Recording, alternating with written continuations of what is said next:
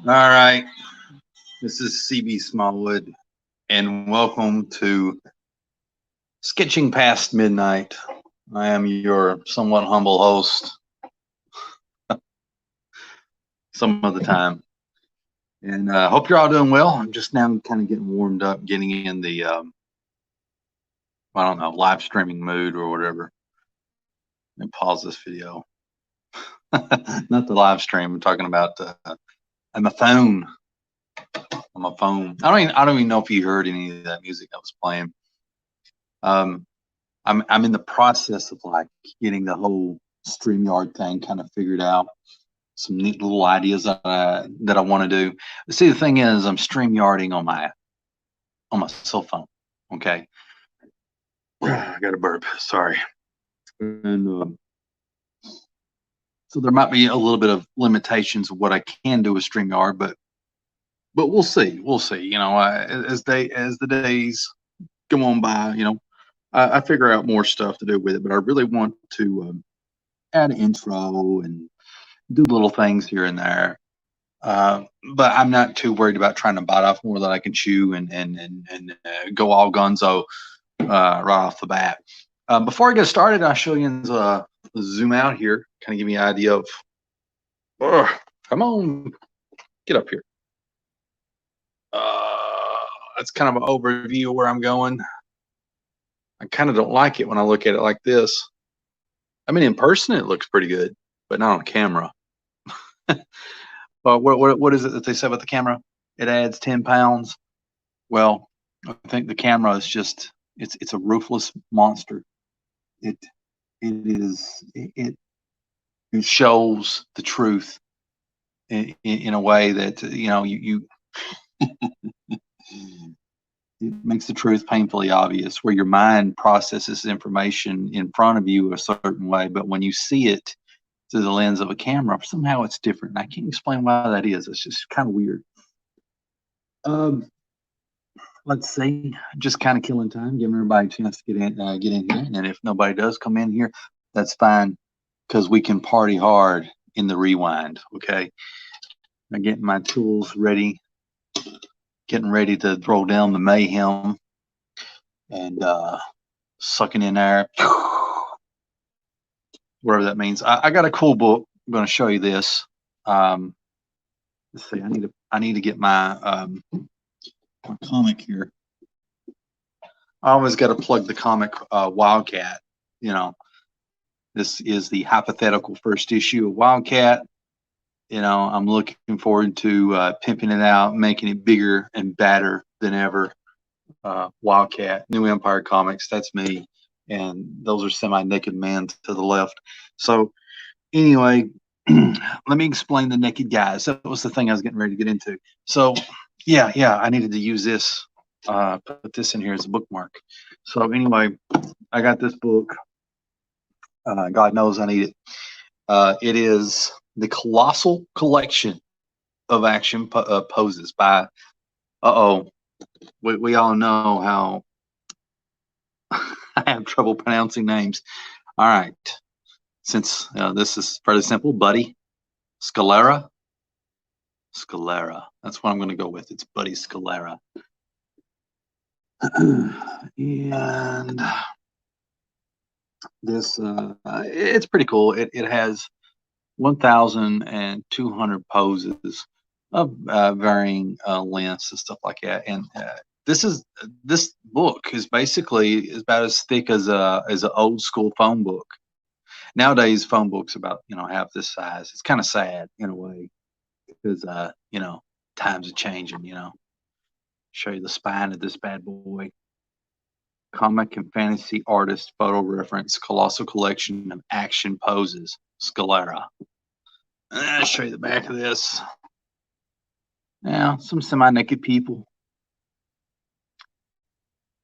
And created specifically for comic book and fantasy artists, the colossal collection of action poses features page after page of energetic, high-quality, artfully composed reference photos.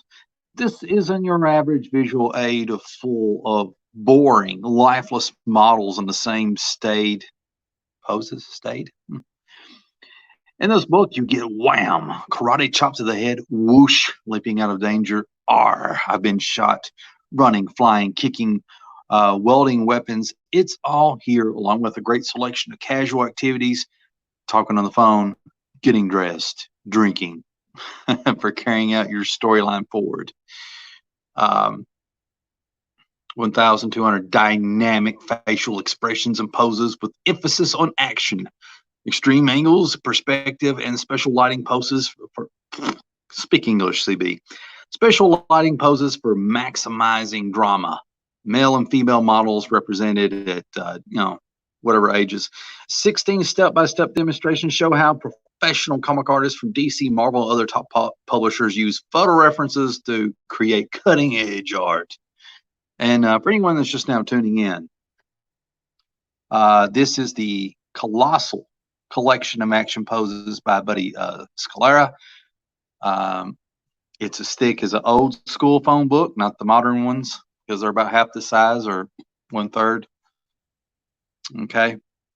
And flipping through this bad boy, I got I wonder if he actually picked him up, or if he's hanging on wires, or if that's a photo. I don't think it's a Photoshop deal. No. I'm going to say no. I'm going to say no. But I like this. I haven't got to use it much. Or no, actually, I haven't got to use it at all, to be honest with you. So tonight, at Sketching Past Midnight, I'm going to be using this. And I'm just kind of flipping through it because, if you've ever been on Amazon, well, that's insulting. Why do I always insult my viewers? Why did I do that? Well,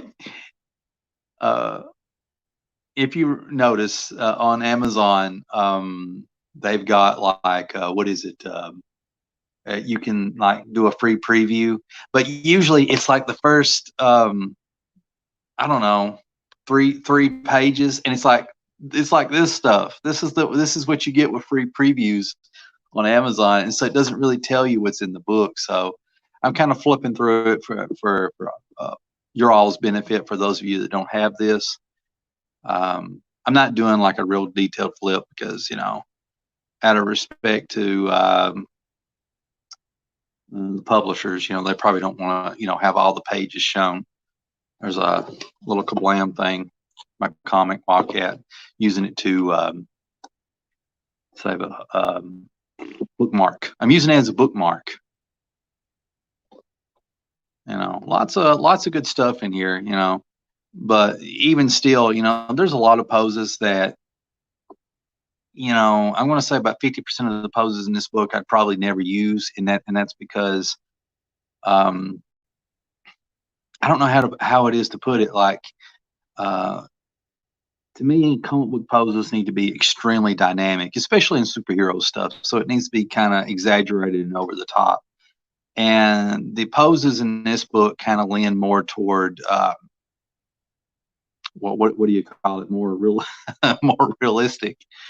Now this right here is kind of a comic booky pose. You would see this in a manga, and there's other poses in here it's pretty dry and cut of the run. This is a very dry pose right here. But the cool thing is you have so much stuff in here to I don't know, to look at, to get ideas from, inspiration.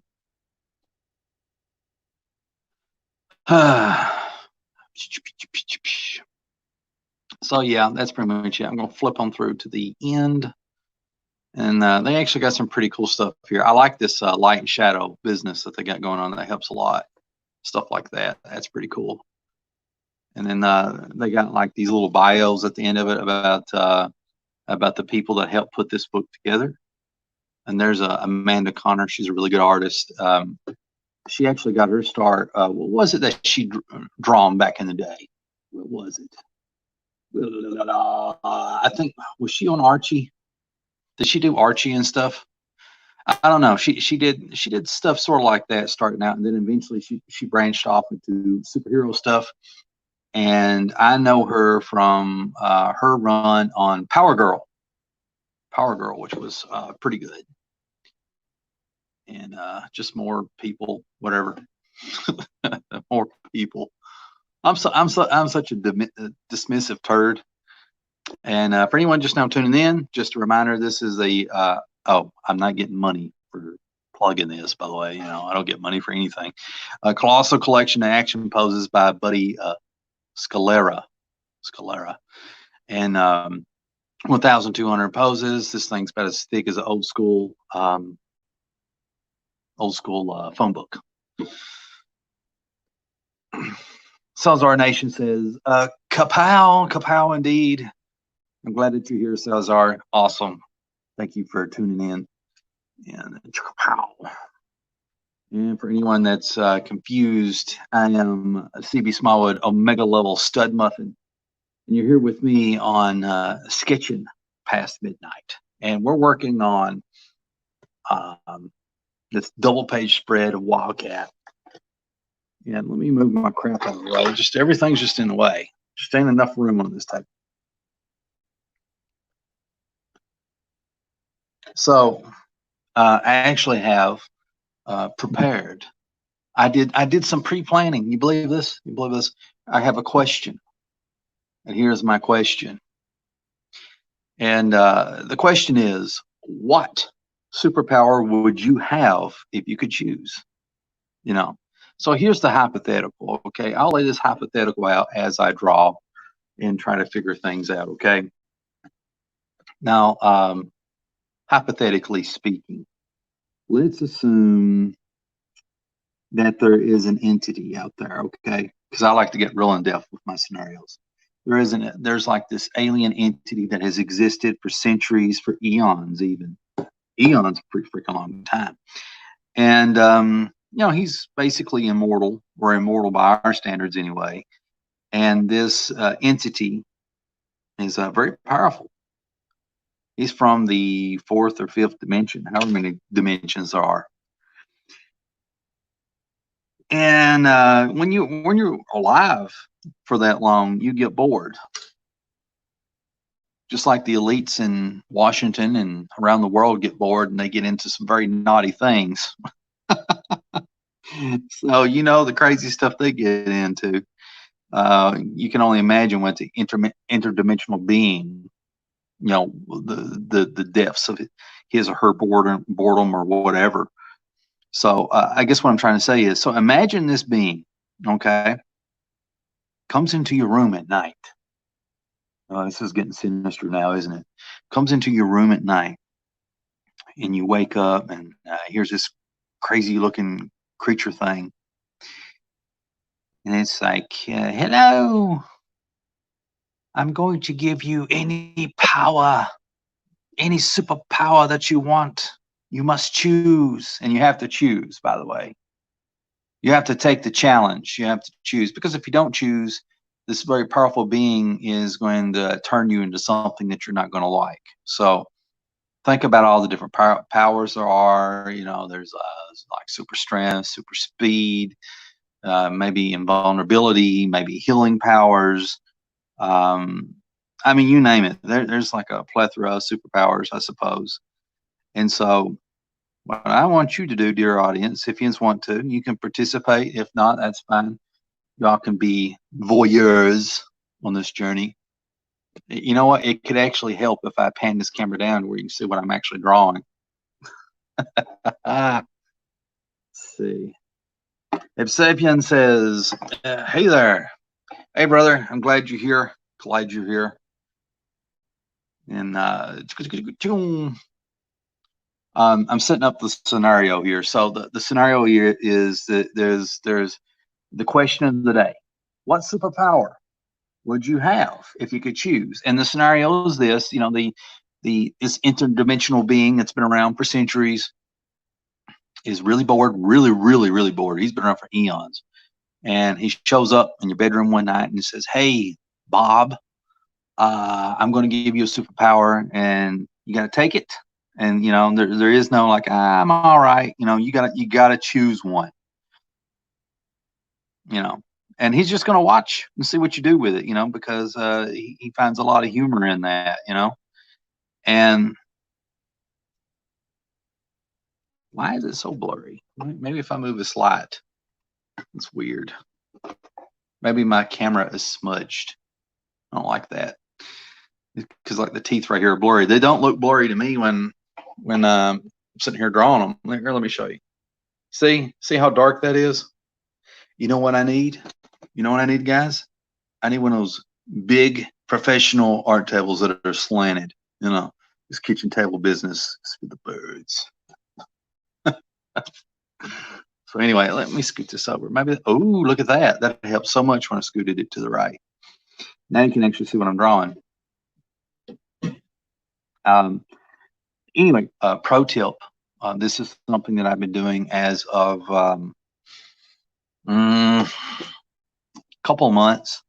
I'll show you on a scrap piece of paper here. Pro tip. Well, I guess I can just, you know, pick a random page here. Okay, so like, you see this teeth right here? I found a really cool way to do teeth. Now, I'm a big Del Keon fan. I think everybody that's been following me for a while knows that. You know, I sound like a, well, I'm not going to say that because it sounds mean. But anyway, drawing teeth. So, you know, you got your Pit character, right? And he's got his, here. You can't see what I'm drawing, guys. Let me use a marker. So you got your Pit-like character, right? And they got their teeth. Well, the best way to draw the teeth, if you're drawing in the style like Del Keon likes to draw each and every single individual teeth. And so the thing I've learned is you just do a bunch of circles, right? Just put them in there. And don't do like I actually probably did more like Rob Liefeld, but Rob Liefeld adds more teeth than what's actually in a human mouth. But then again, there are humans that have a lot of teeth. And that is a legit thing. But anyway, most people have like, you know, wider teeth that are kind of spaced out. So anyway, what you do is after you do the circles, you kind of refine it. So it just makes it so much easier when you do it like that, you know. I mean, you kind of see how that comes together. Anyway, I'll get back on topic to the superpower thing here in a minute. I'm just kind of demonstrating this thing that I figured out that I thought was really cool. So if you're a big fan of drawing dentures, you know, the teeth that looks absurd, and then sometimes it looks cool. This is like a really cheap way of doing that. And I wonder if it ruined anything on the other side. Probably. No, it didn't. Nice. I like that. All right. Get back to what page I was on.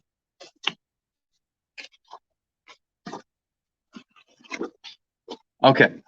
All right. So that was my discovery. I just wanted to share that with you all, you know, because as I get better, if anyone, you know, wants to learn anything I picked up along the way, I like to share that stuff for any of you that, you know, are learning with me, I guess.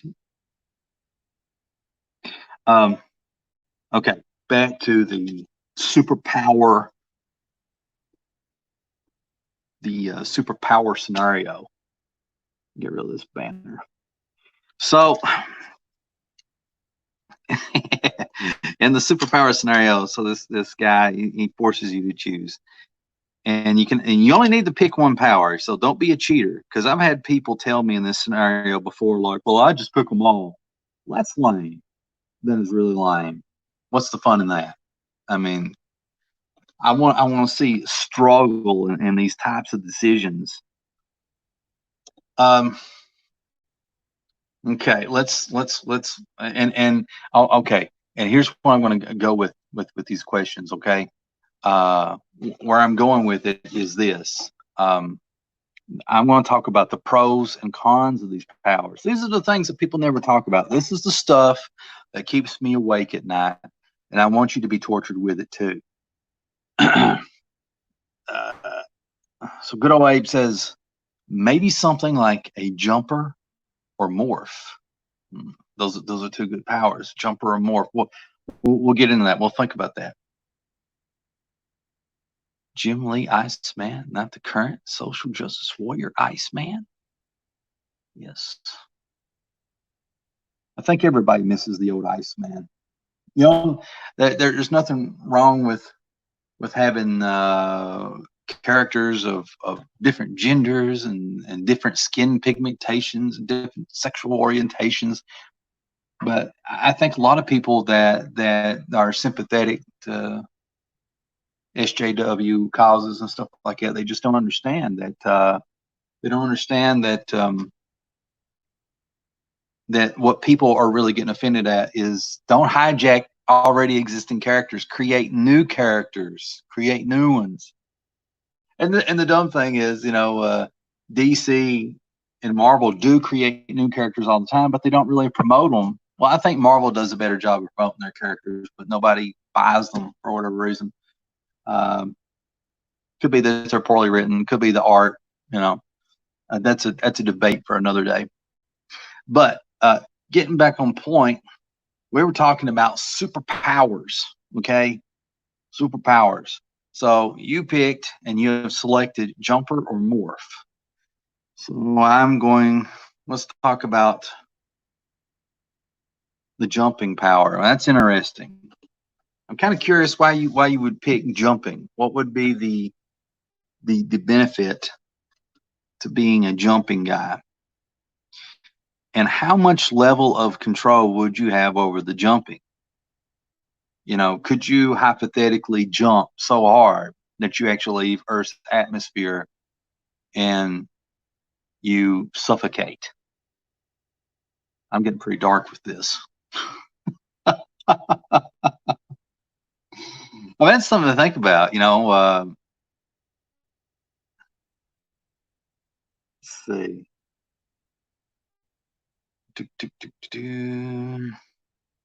Mucking it up. I'm mucking it up. I got to concentrate for 1 second. Let me shade this, and I'll get back into the conversation. Kind of seeing how this is going. I'm not sure how I feel about it. I feel a lot better when I did about it yesterday with the face that I had drawn yesterday.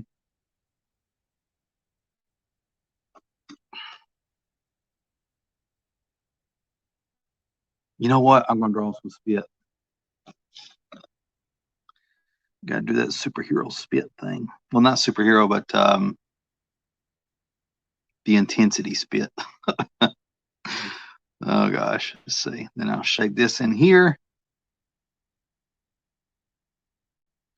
Man, that makes it look confusing as all get out. Maybe I should get rid of the spit.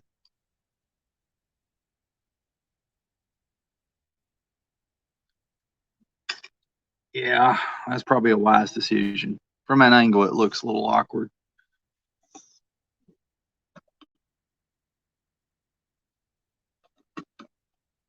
Let's see.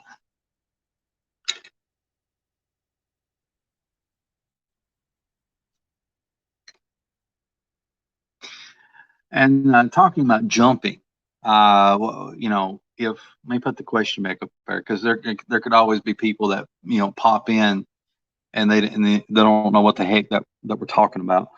But when it comes to jumping, are we talking like Incredible Hulk like jumping? What level of control would you have over jumping? I think it would be kind of a cool power. I mean, you could jump over stuff and go great distances, hypothetically. But then again, once you go way up in the air, what if you land wrong? I mean, you break every bone in your body. I don't know. That's interesting. The morphing power. Morphing power. Let's talk about the morphing power. I have to really think about that. Morphing. Well, you could be anybody. And you know, it's like, who would you be? And what would you use your powers to spy on people, to see, you know, what they really think about you, or would you use it to spy on bad people? You know, um, I don't know, and it's kind of interesting. You know, what would you use that power for? I need to fix this. This is going all wrong right here. Morphing. And you know, here's the thing, you know, just because you can morph doesn't mean that it wouldn't be painful. Think about that. If you had a morphing power, imagine every time you morphed into somebody else.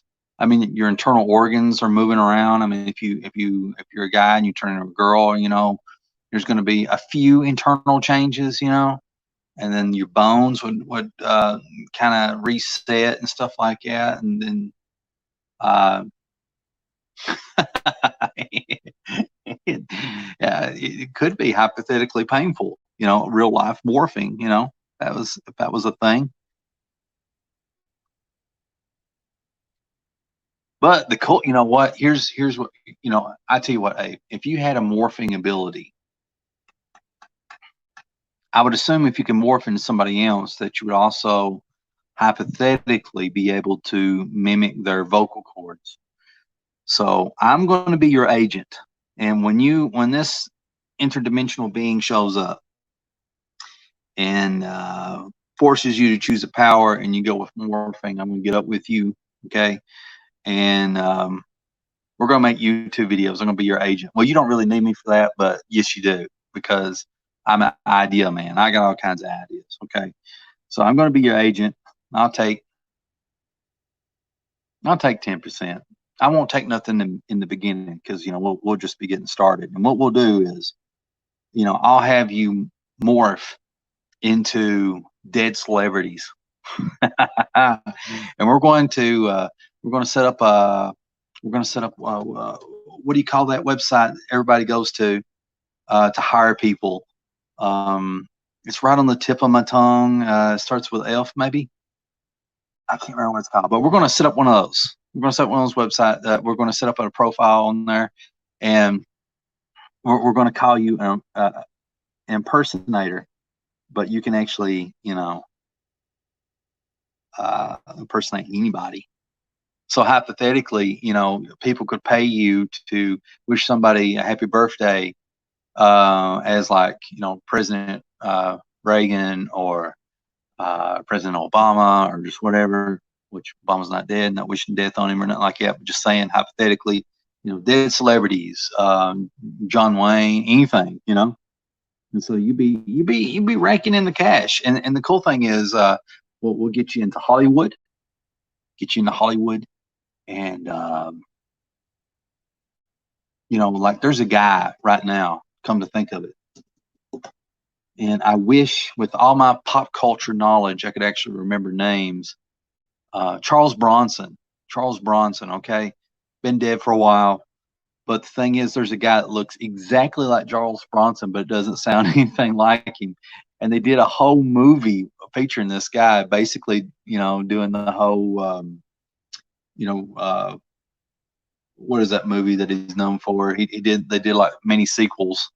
You have to remind me later that this whole chat's like on a delay, you know. So by the time I get the comments, it kind of moves on to something else. This hair, you can't even see what I'm drawing. I'm drawing hair. So that's what we're going to do, Abe. If you choose the morphing power, we're going to do that. We're going to make money. And hypothetically, if it's a painful morphing thing for you, um, what we'll do is, like, if you morph into Ronald Reagan, you're going to have to stay like as Ronald Reagan for a week or two, and we'll film as many things using Ronald Reagan's likeness and voice, okay, and try to make money off of that. And then of course you need to change back into who you are, you know, because then your family and friends will miss you, but you're going to have all that passive income coming in thanks to me. See, this is the stuff I think about. Yes. Salazar says Death Wish. Charles Bronson was in Death Wish, and there's a guy that looks just like Charles Bronson. Thank you, Salazar. Salazar. It's probably Salazar. I can't pronounce nothing. But Charles Bronson, there's a guy that looks just like him. They made a brand new movie with this guy. It's uncanny, but he doesn't sound anything like him. But me and Abe's going to make some money with this morphing ability. Okay, let's see. Earlier I was talking about, basically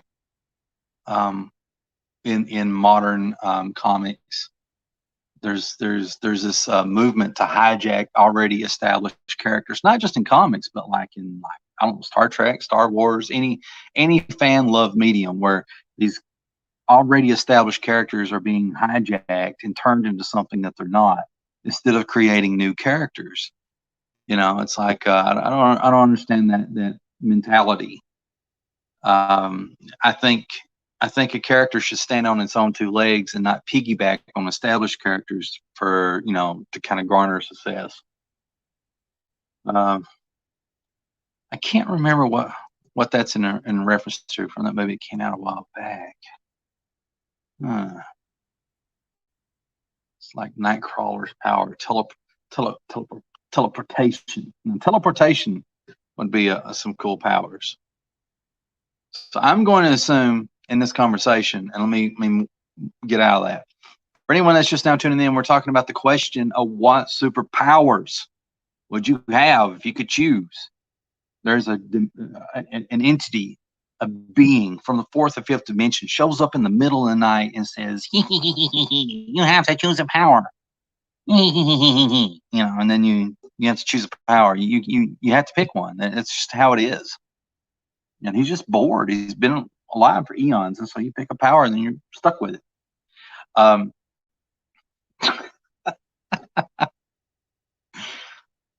I'm assuming Salazar Art Nation is choosing teleportation. Okay, so let's talk about teleportation. That's an interesting power. There's things that you can do with that, and there was actually a really good movie that starred Anakin Skywalker, where he could just teleport all over the place. And basically what this guy ended up doing is he had the power of teleportation, and in the early goings of it, he left home because he had trouble at home and all this other stuff, yada yada yada. And he kind of just started teleporting. One of the first things he teleported to was the bank. Went right into the safe, went into the vault, took all the money, and then just kind of lived the high life. And he could teleport anywhere in the world, be at any party, be anybody, any friend's house that he may have had or anything like that. He could just do it all. Which is pretty cool. There is a ethical dilemma with robbing a bank. But I tell you, the cool thing with the teleportation power is,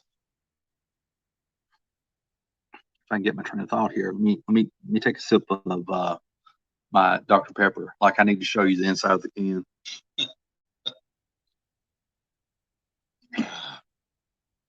Cool thing with teleportation power is, imagine you have a really bad day. Okay, well, you don't have to imagine it. We all have them, right? There might be some people out there that don't have them, but for us mere humans, we have our bad days, right? And anyway, you have your bad day at work, bad day at school, bad day wherever, bad day at home, and you just kind of want to relax a little bit. Imagine just being able to teleport when the coast is clear, and now you're on I don't know, like Myrtle Beach or something like that, or like some beach in the Bahamas, or some beach on some isolated island, and then you realize, like, I need to get a lawn chair, so you teleport to the nearest last surviving Kmart, get one on discount, and then teleport back to that beach and just kind of chill, watch the ocean waves and stuff. That would be so soothing, so relaxing. And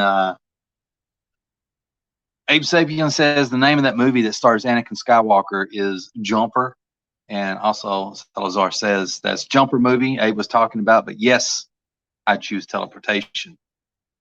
But draw the shoulder. I'm having problems here. See, when I'm thinking about these superpowers and stuff like that, you know, and I'm losing focus. I'm gonna blame you all. This is y'all's fault. You got me talking about this stuff. I'm gonna blame yuns. This is how it is. All this poor art that I'm doing, you know, the excuses I'm offering, it all rolls downhill, rolls to my precious audience. So it's your all's fault. That's who I'm gonna blame if it turns out badly. Okay, let's see. I hate it when I draw off camera. You can't see what crap I'm doing here. Man. Let's throw in the Jim Lee curvy cheeks. Or it could be like Mark Silvestri curvy cheeks. Who knows? Put in some Brianisms if there are such a thing.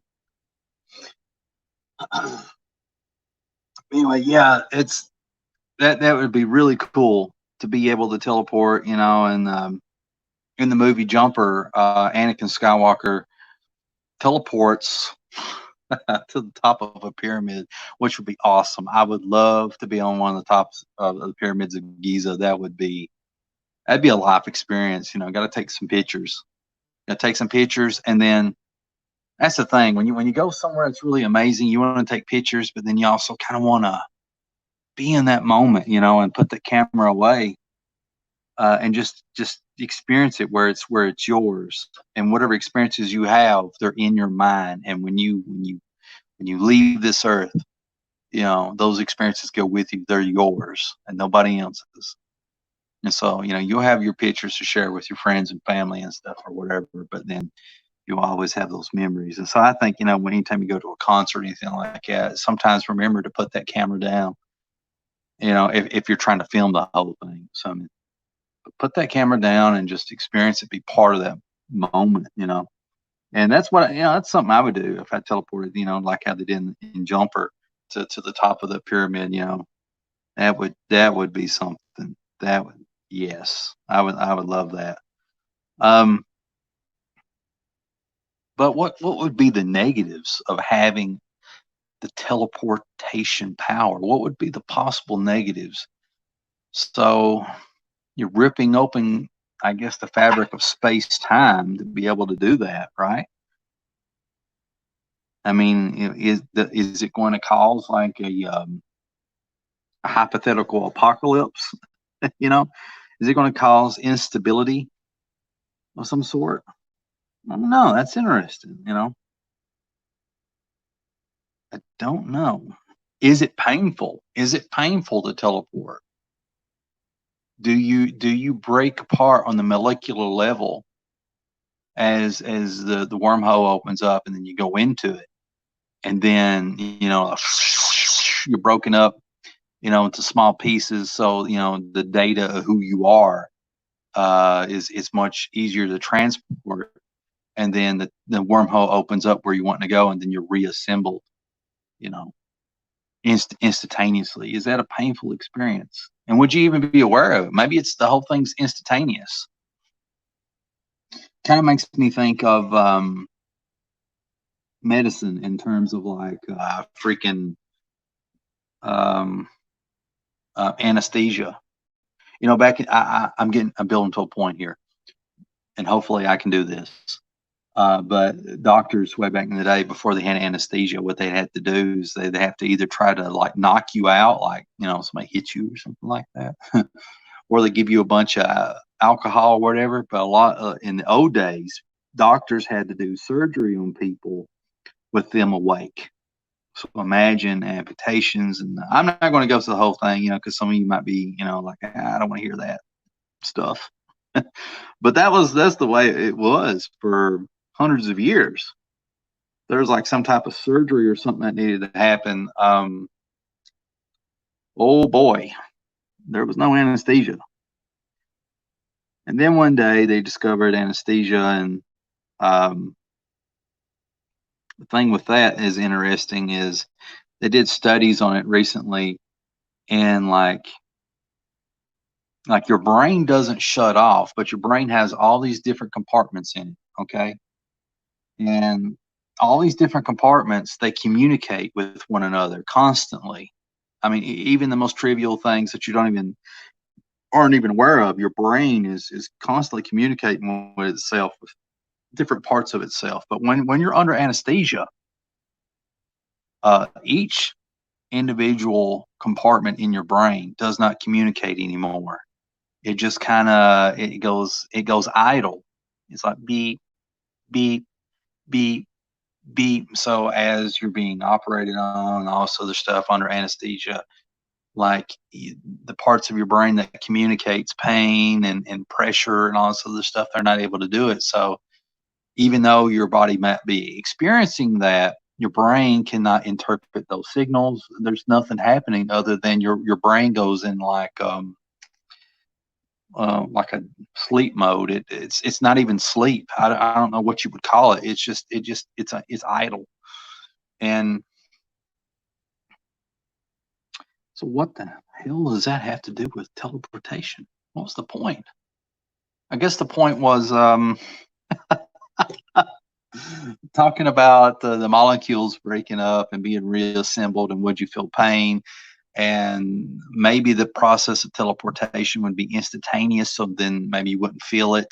And I guess that kind of reminded me of anesthesia. There we go. I pat myself on the back. I didn't think I could do it.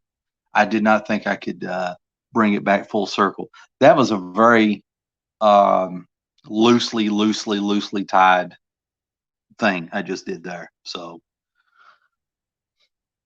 I guess she was getting tired of me just drawing this Wildcat over and over again. I'm just kind of taking my time, because as I'm doing this, I'm thinking and I'm talking at the same time. I'm not a guy, okay, who walks and chews gum at the same time. Walks, talks, and chews gum. I mean, Roddy Piper can do that, until he runs out of bubble gum. Then it's a problem. Okay, I went from doing a freaking Jim Lee, Mark Silvestri, squiggly jaw to more of a John Byrne, Del Keon circle jaw. I don't know whatever you want to call it. Yeah.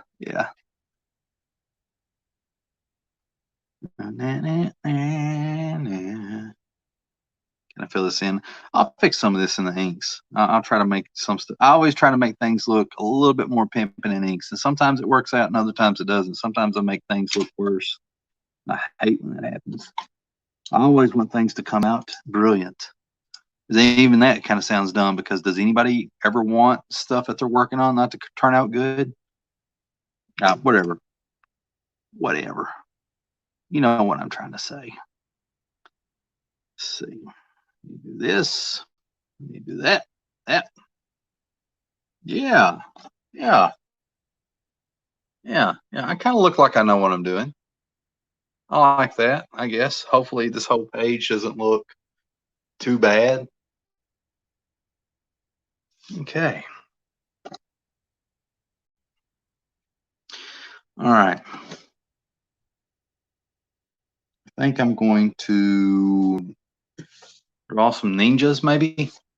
I'm going to abandon Wildcat for a second and draw some ninjas. Now, it's not really fair for me to ask you all what superpowers would you choose and not me give my own. Now, I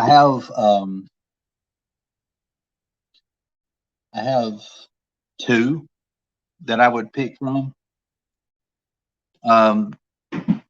And I know you're supposed to only have one in this hypothetical scenario, but I'd have two. But I wouldn't have two altogether. Like there would be two that I would be debating in my head, if I had to pick. And the two is flight and mind control. I'm getting ready to get pretty dark here with you folks, so buckle in, because I've had time to think about these things.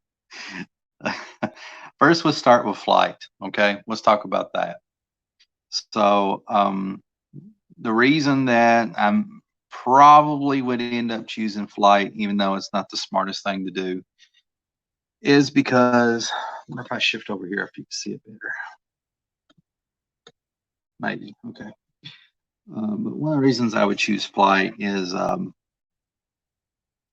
always had this recurring dream of being able to levitate. I can describe to you how it feels to levitate off the ground and the effort that it takes. I mean, it feels real to me. I just keep having the same dream over and over throughout the years. And it's sort of like, imagine standing on your tippy toes and the exertion that it puts on the back of your what do you call those back leg muscles? You know, hamstrings or something, whatever those things are. Here I am, a whatever supposed comic artist. I don't even know what parts of anatomy is called. But anyway, those things, right? So in my flying dreams, levitation dreams, whatever you want to call them, these recurring dreams that I have, it's always kind of like the same shtick. You know, I got this feeling of like, it's almost like standing on your tippy toes, except for you can extend the tippy toe feeling. And once you extend it beyond what is natural, you'll notice that you'll be about 2 or 3 inches off the ground, maybe about this much off the ground, about that much. Okay. And then when you have to really focus your mind on it, because now you're no longer just using muscle, but you're using like a metaphysical muscle, you know, something getting into some weird quantum mechanics type stuff. And so through pure force of will and really focusing on it, you extend the that force. And no, so here's the ground, and here's the top, the bottom of your foot. So you got this empty space between. And I've gotten in my dreams where I could, you know, levitate, you know, to like the top of houses or the top of really tall trees, and then the feeling of fear would come over me, you know, should I lose my concentration and stuff like that, you know? And it's like when you have dreams like that and you wake up to reality, it's like it feels wrong, you know, because I can describe the feeling. I know the effort that it takes to do it. I feel like I should be able to do it. Now, having said that, I tell you what, something that I tell you what sparked these dreams is basically in my childhood, um, when I was, I don't know, however old, whatever, I'll think of it, you know, it's probably happened when I was like 9 or 10 or something. But anyway, all my family kind of lived together. You know, it's the Appalachian way. Apparently, not everybody in the United States lives like that. A lot of people move away from their parents and kind of start a life somewhere else, and sometimes it's in some other state.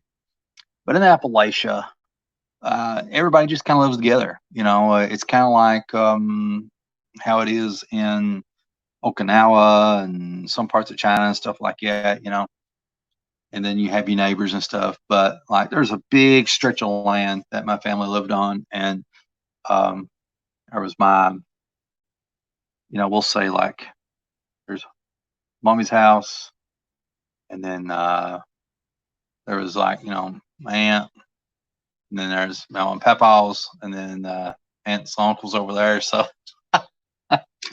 you know, it's this big long stretch of land. You know, these people, you know, some lived up on the hill and some whatever. Getting all hillbilly up in here. But anyway, so I would go visit my mom and papa on the other stretch of land. So, and then I would go back home at night or whatever. And I remember once I ran so fast going down the hill, that I kind of left off the ground, and I had the sensation of levitating about 1 to 2 inches off the ground, and my feet didn't touch the ground for like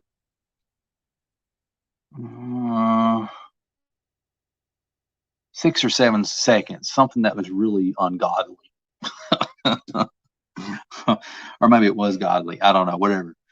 But 6 or 7 seconds of just this feeling of levitating, like I just went, straight across. I don't know what that was. Was I eating some Noxzema cream and sniffing fingernail polish? Who knows? But the point is, I had that feeling. And ever since then, I had this recurring dream of levitating. So I would want the power of flight. And it's not the most useful money making power or whatever, because if you have to, if realistically some interdimensional being is going to give you some superpower, you really need to put thought into it, because it could change your life for the better, and actually help a lot of other people. How am I going to draw his arms here? I really need to think about that. Let's just throw his legs out like this, since everybody else's legs is like that.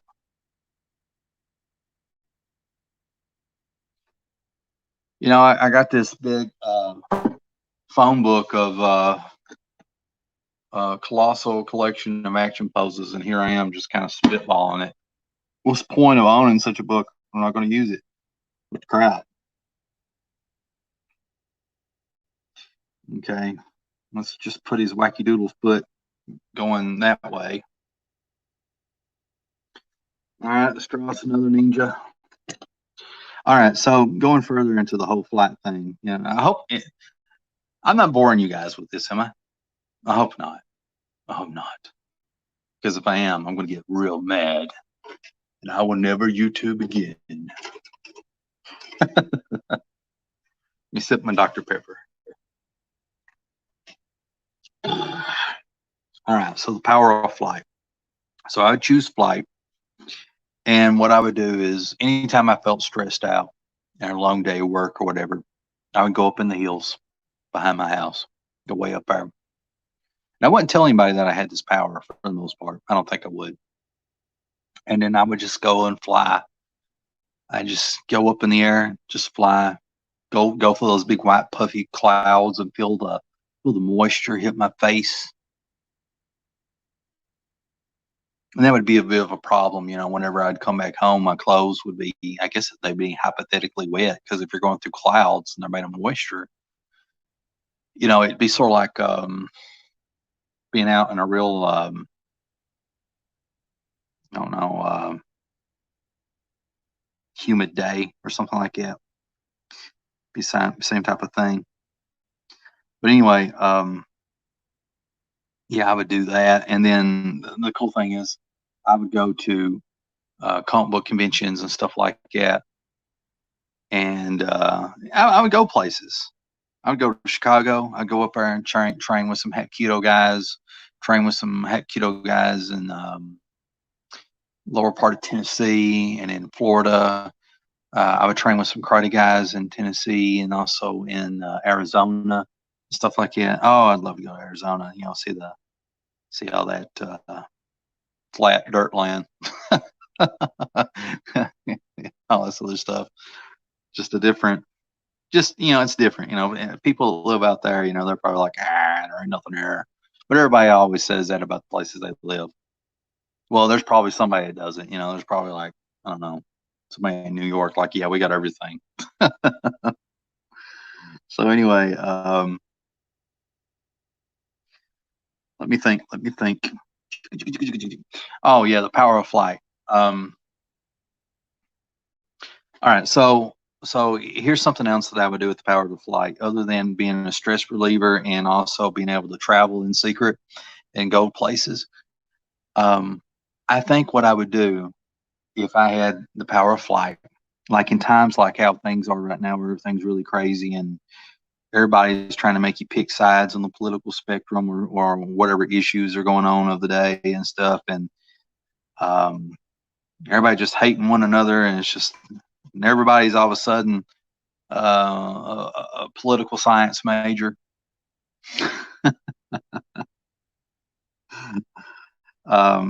In times like that, with everything that's going on in the world, I think what I would do is I would go on, get on Amazon, and I would buy the most pimping, really good looking Superman outfit I could find. I would buy that, and sometime in the middle of the day, see, all my flying would happen during the nighttime. Okay, because I don't want people to see me, and I don't want it to be a thing. And then some people would get freaked out, if they saw somebody, some average looking guy with a big pot belly flying through the air. It would be kind of freaky, so I don't want to freak people out. But what I would do is mostly fly at night. But in times like these, where everybody just feels so hopeless and so lost and misguided, I would get on Amazon. I would buy me a pimpin' Superman outfit, and in the middle of the day, every once in a while, I'd put that suit on, and I would go and I would fly where people could sort of see me. They can't really make out my face, and I'd have to put on a wig, because the top of my head looks like it's been napalmed. I had me a good wig on, and I would just fly, and I think that would make people feel good. There'd be people posting on Twitter and all these different things. Like, is Superman real? What is this? Is this a drone? Is this fake? Is this Photoshop? And it would end up on Coast to Coast AM and all this other stuff, and somebody write books about it. But it may actually make people feel good. Now, in terms of actually like saving people, if I had such a power, okay, hypothetically, okay, speaking, would I be able to save anybody? Well, I don't have super strength, or laser eyes, or any bulletproof or anything like that. So I'm very vulnerable. I'm just a regular person who just happens to be able to fly. But like if I was trying to save someone from a burning building, I would actually have to hold them. So I'd have to actually use my own strength. Okay. And you're flying through the air. It's like there's a potential that my arms could give out depending on how far I have to fly them here or there. And I actually drop them and they end up dying anyway. So that'd be terrible. So I'd have to put on like a belt, like a big belt, like maybe one of those something that guys that work on telephone poles and stuff have. It's like a belt that they wrap around the pole and around themselves. I have to have something like that, maybe something that I could tighten it almost instantaneously, so that way I could put something under that belt, and so that would help me actually fly them through the air. But I'd still have to obey the laws of physics, so I wouldn't be able to fly as high up in the air, because I'd have a lot more weight, or it'd be more difficult to fly higher up in the air. So that would be a kind of a con to that. Let me answer some questions because I don't want to be rude. Abe says, I had something like the levitation thing happen to me, but for me, it was breathing underwater. Oh, I like this. I like where this is going. Breathing underwater 3 times for sure. Taking breath underwater because it was the longest time I stayed under. Oh, I'm loving this. You can't really see, but I'm smiling. You've tickled something in me that's childlike. I'm turning into Steven Spielberg here. I tried everything to figure out how to make it happen again. Like it was a bunch of bubbles that came up at the right time and stuff like that. Well, that's a trip. You're tripping me out. I love this. Same feeling of knowing I did breathe, but not being able to do it again. That is terrible. Isn't that terrible? It's just like you've done it once, but you can't do it again. You just reach like this. I mean, for me, it was like reaching like a superhuman moment, and like could not replicate it again because God knows I tried. I did. I really did. I just couldn't do it again. And but I dreamt about it. And these dreams, even though I sort of enjoy them, they're also they're a little bit torture because after you've done something like that once and you can't do it again, it's sad. It's kind of sad. So, power of levitation. would be one of these things that I would pick, that I would want to be able to do. It's not a smart power to have in terms of, like, you know, making money. I mean, there's ways you could make money with it, I suppose, but it's more like a personal thing, something that I feel like would make me happy, you know. Now let me tell you the other power that I want, the smart power. The personal power, if I had to choose, would be the flight, being able to fly. But the personal power would be freaking come on, CB, use your brain. Mind control. All right. I'm getting ready to get into my mind control spiel. All I asked is everybody that watches now and watches in the replay, don't judge me too harshly. It's not as bad as it sounds. It really isn't.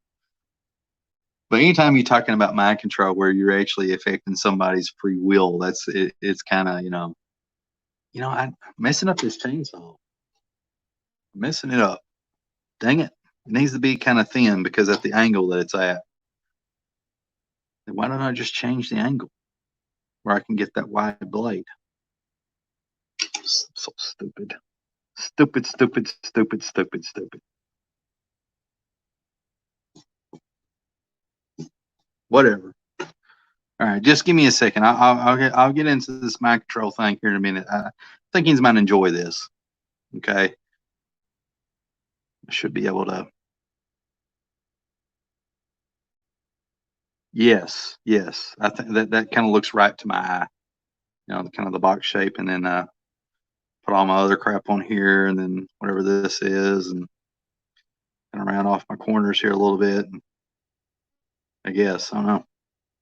This looks a little better. So now I kind of get that side angle that I was wanting, you know. All right. Let's kind of zoom out here and kind of get a gander of how everything's looking. I like it overall, but when I look at it through the lens of the camera, kind of don't like it. But when I look at it in person, it looks pretty good. So maybe it's a leg issue that I'm having a problem with. I don't know. I don't know. They all can't be winners. So mind control. All right. So let's say hypothetically I choose the mind control power. Here's what I would do with that. Got to sip my Dr. Pepper here. Well, I can fit me another ninja here. What time I talk about this? All right. So if I had the power of mind control, here's what I would do. The first thing I would do is I would go to a bank and I would go in there and I'd be like, I want to get a loan. They'd be like, okay, you need to talk to Bob. And I'd be like, all right, I want to go talk to Bob about getting a loan. Some of you are like, where are you going with this, CB? Well, yeah, you have to, don't judge me yet. But I'd go in there and I'd be like, hey, Bob, how's it going? He's like, hey, and he'd get all excited because, getting ready to make some money. And be like, yeah, I heard you was interested in a loan. Oh, yeah, I am. Well, how much money you looking for? I guess about $800,000. Yeah, so we'll say that. We'll say that's how much I'm kind of going for. He's like, ooh, 800,000. Like, okay. And where do you work at? And I'd go, it doesn't matter. You know what, CB? It doesn't matter where you work at. Okay. Do you have any, any collateral or anything like that? I really don't need none. You know what? Come to think of it, CB, you don't really need collateral. And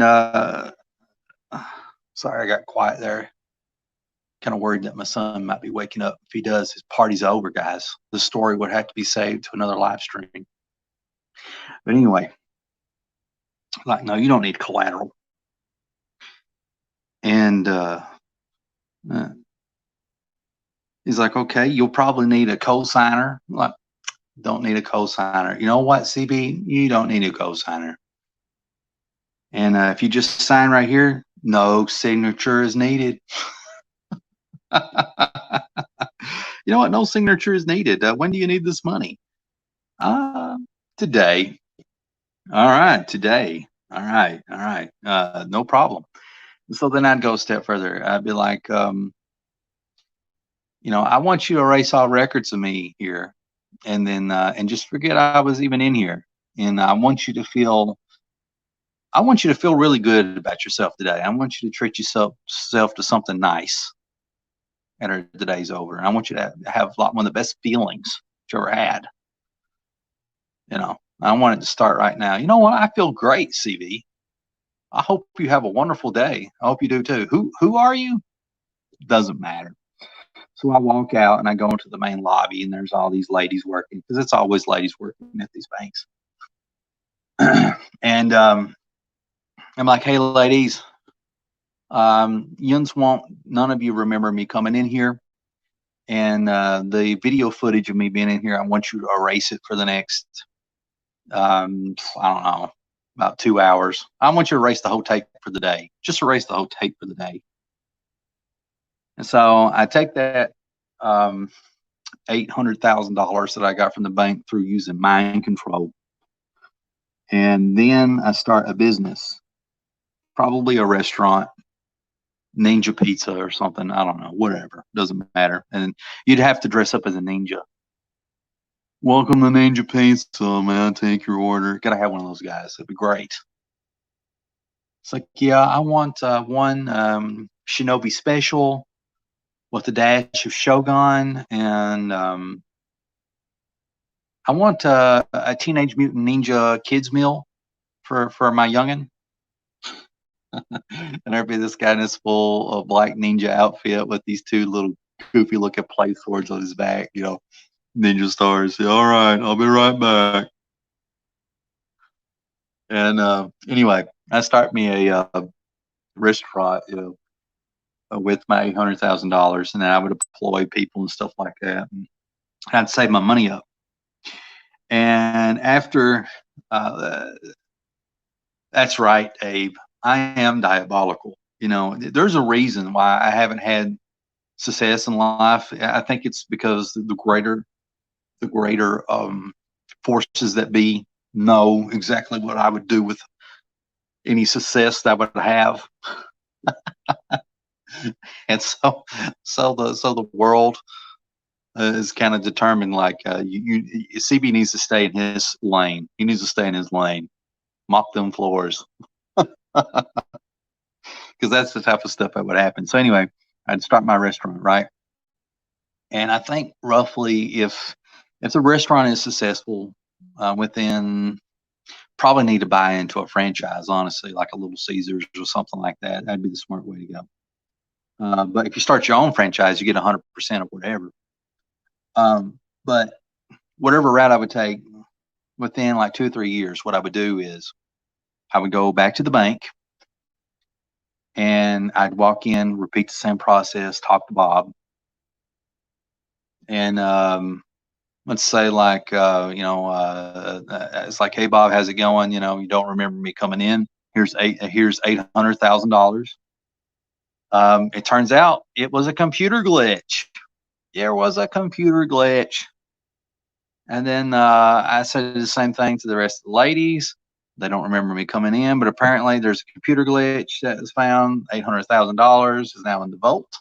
Vault is returned. And if anybody was fired, I would use my mind control powers to make sure that those people would be offered back pay, all the way up to the time that they were fired, and also an opportunity to get their job back should they want it, and an apology on behalf of the bank for letting them go. Because somebody would have to take the blame, right, for the 800,000. I probably could take care of them beforehand, whatever. But anyone that was negatively affected because of me using mind control to take down $800,000, I would make sure that they would be taken care of. And so the last thing that I would do with my mind control powers is I would find some crackheads. I'd find some people really, really bad on drugs. And they wouldn't be hard to find. And I'd be like, you come with me. I want to come with you, CB. All right, great. All right, what we're going to do now is for now on, you're going to be staying at this place I got set up for you. I'm going to be staying at that place. Good idea.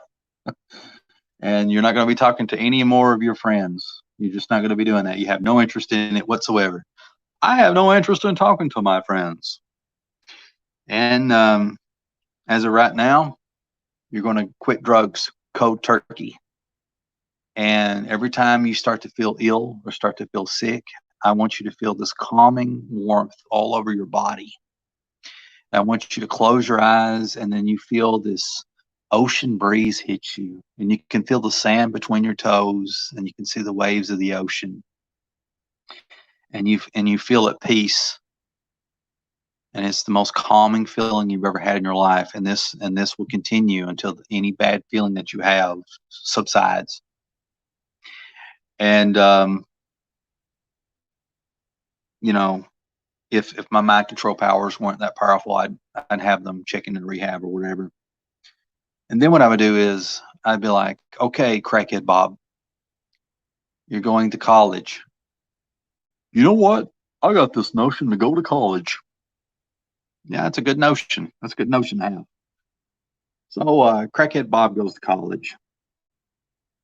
And, you know, I get him took care of, you know, because I can go to the local, all these groups that are set up. You know, every state and every town or city has these groups where they have like funds allocated from the state or federal government to help low income people, you know. And I would make sure that I do my little wave, like you need to make sure crackhead Bob gets his college money. I'm going to make sure that crackhead Bob gets his college money. Or I would pay out of pocket from my restaurant money. Doesn't matter. So crackhead Bob and about 20 or 30 of his other crackhead friends that are going through the exact same mind control process, they all go to college. And then when they get out, I make sure that they get, like they get like an associate's degree or something like that, where they can become an X-ray technician or something like that, where they can make some good money. And through mind control for the next 3 years, they're going to give me 10% of whatever it is that they make. So I got like 30 crackheads give me 10% of their X-ray technician money or whatever it is that they're making.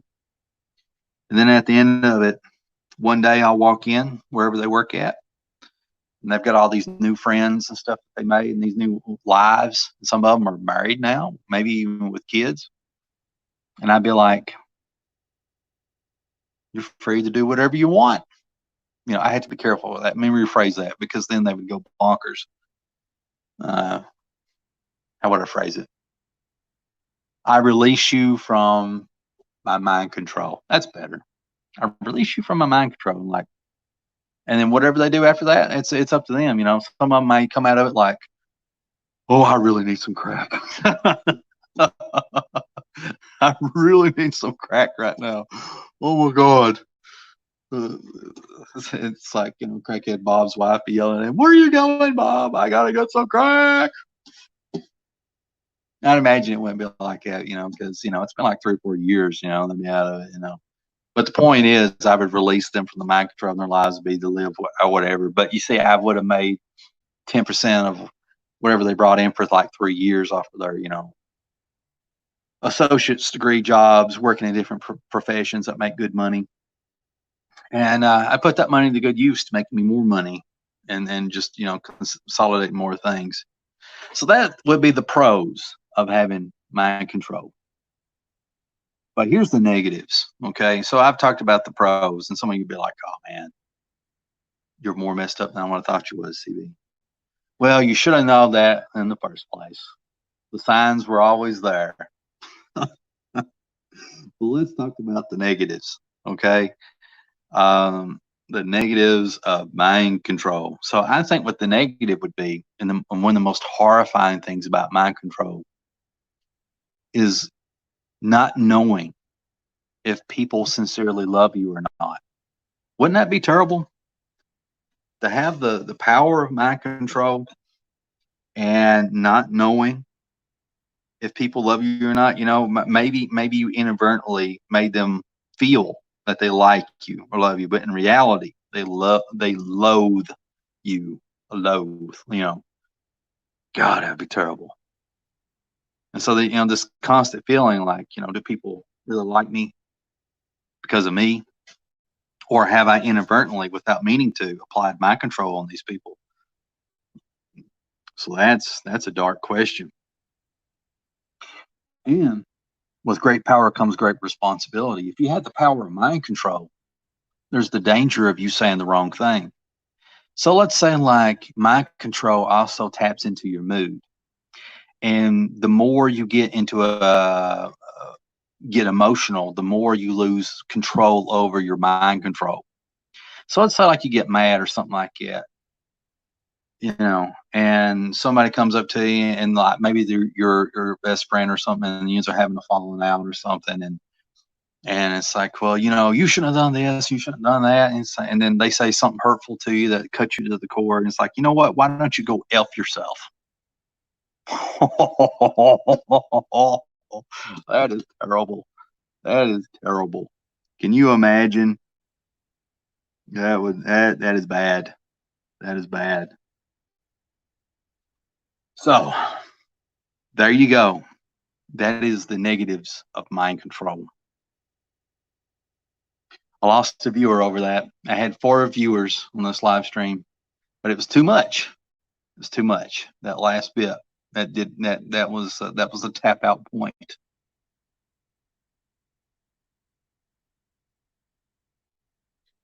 Let's see how things are looking here.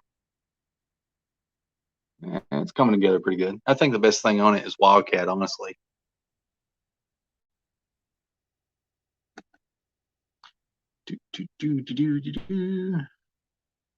Watch it sketching past midnight. CB Smallwood, Omega level stud mother. Because we all know this is true. All right. Getting close to the end of the show. So anybody having any parting thoughts before we go? All right, I'm going to wrap this bad boy up. I'm going to say this. I just want to really, really, really thank you all for watching for as long as you have. And for anybody else that's going to watch the replay later, okay? Thank you to all my loyal, faithful, and true crew that's been with me from the beginning all the way up to now, because without you, I can't do this stuff. Yins are the backbone, the push that keeps me going forward, And I hope that to some of you that I can do the same for you, whenever yins need it or want it. And yeah, so that's pretty much it. And oh man, just got a viewer at the tail end. I'm leaving, buddy. I'm leaving. But I wish you a good night and a good day and a good evening from wherever you're at. And this is CB Smallwood, and I will see you all in the next video.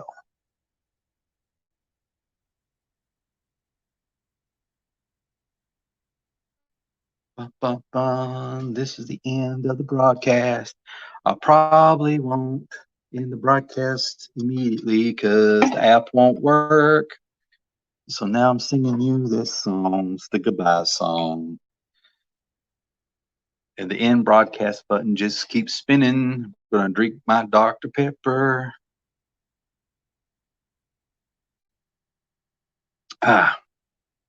Does this to me every night when I say bye. I always have to back out of this app, and then I have to kind of like delete it, but keep it on YouTube. That's kind of weird. But bye, everybody. I love y'all. Be good to one another.